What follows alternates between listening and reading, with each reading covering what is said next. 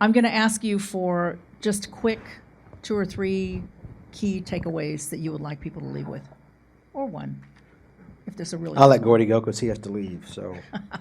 Well, I'm not going to leave till 6 o'clock, but Okay. sorry, I have a plane to catch.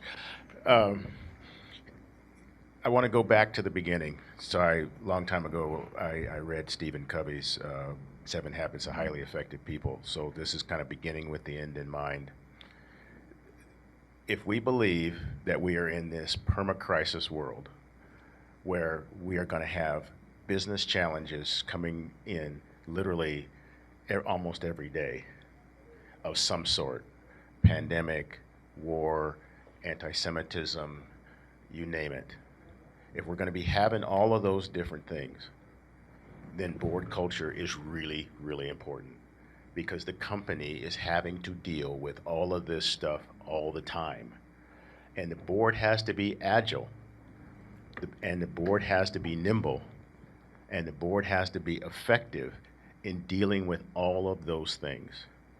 So if we can't get in the trench and fuss about what might be hate speech when it comes to the Palestinians, or we can't have a conversation about whether George Floyd died a certain way, or if we can't have a conversation about what the SEC rules on cyber are, if we can't have those kind of difficult conversations in a constructive way with respect and knowledge of each other, then we have a problem being the board of the business.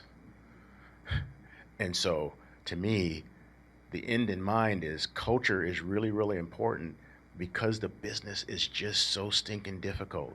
And let's remember, all of us, we don't live it every day like the management team. We're supposed to be above it. We're supposed to be strategic. So when we are applying our time, it better be time well spent. And so we just don't have time to waste. We don't have time to be lazy about it. We have to be good about it. And so if we're going to be good about it, then let's talk about our culture. Let's talk about how we are. Let's invest a little bit of time so that when it gets down to really crunch time, we're going to be good. Yeah, I'll just agree first. I'll just say ditto 100%. It's just critical that I think boards recognize the importance of culture to our ability to solve difficult problems constructively and have conversations. A couple of things I'll say from the practical matter. I really think these early discussions and the onboarding and offboarding of directors is critical. I don't think we do it well, generally speaking, as a board community.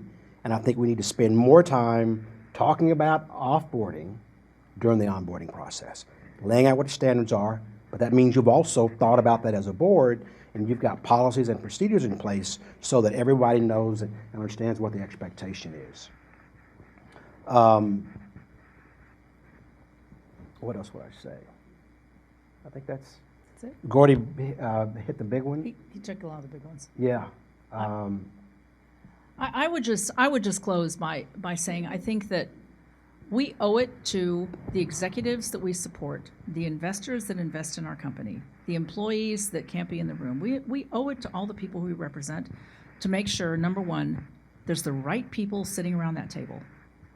And secondly, the people around the table are productive and working together. I've often said there are certain people who, if I was in a foxhole, I would want them with me.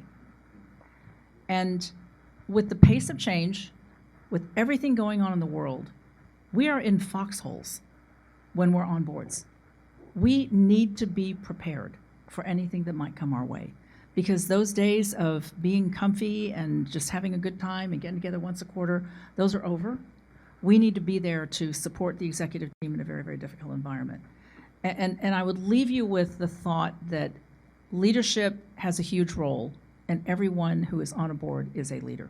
So don't take the cop out and say, oh, we got a bad board chair, we got a nom-and-gut person that's not very good. Everyone has responsibility for what the culture is like, and if it's not working out, leave the board.